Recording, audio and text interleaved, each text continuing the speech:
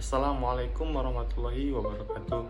Perkenalkan, nama saya Ridho Mufadil Baritunga dengan nomor induk mahasiswa 21121177786. Di sini saya akan menjelaskan makalah saya yang berjudul mengupas tuntas konsep utilitarianisme dalam konsep keadilan hukum. Utilitarianisme merupakan tradisi filsafat etika yang diasosiasikan Jeremy Bentham pada tahun 1748 sampai 1832 dan John Stuart Mill pada tahun 1806 sampai 1873. Dua filsuf ekonom dan pemikir politik Inggris akhir pada abad ke-18 dan ke-19. Pandangan mereka tentang utilitarianisme diakui memiliki dampak besar bagi pada karya filosofis dalam bentuk moral dan pada pendekatan kebijakan ekonomi, politik, dan sosial. Utilitarianisme berasal dari kata bahasa Latin yaitu utilis, yang berarti berguna, bermanfaat, berfaedah, atau menguntungkan. Istilah ini juga sering disebut sebagai teori kebahagiaan terbesar. Utilitarianisme sebagai teori sistematis pertama kali dipaparkan oleh Jeremy Bentham dan muridnya, John Stuart Mill.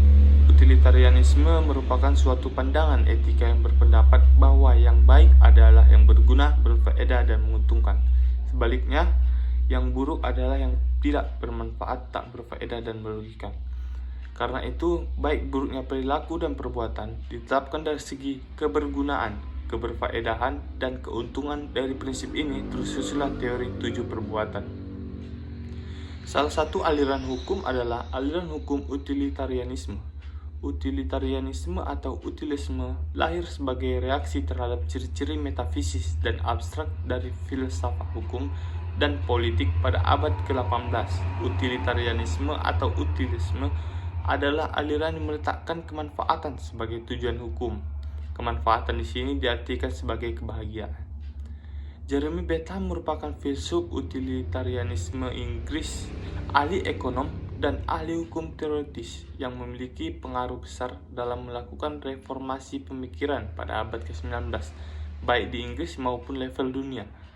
Dijuluki sebagai Leader of the Legal World Leader dalam bidang hukum. Ajaran pokok utilitarianisme adalah yang pertama adalah seseorang hendaknya bertindak sedemikian rupa sehingga memajukan kebahagiaan, kesenangan terbesar dari sejumlah besar orang. Yang kedua ialah tindakan secara moral dapat dibenarkan jika ia menghasilkan lebih banyak kebaikan daripada kejahatan dibandingkan tindakan yang mungkin diambil dalam situasi dan kondisi yang sama. Secara umum, harkat atau nilai moral tindakan dinilai menurut kebaikan dan keburukan.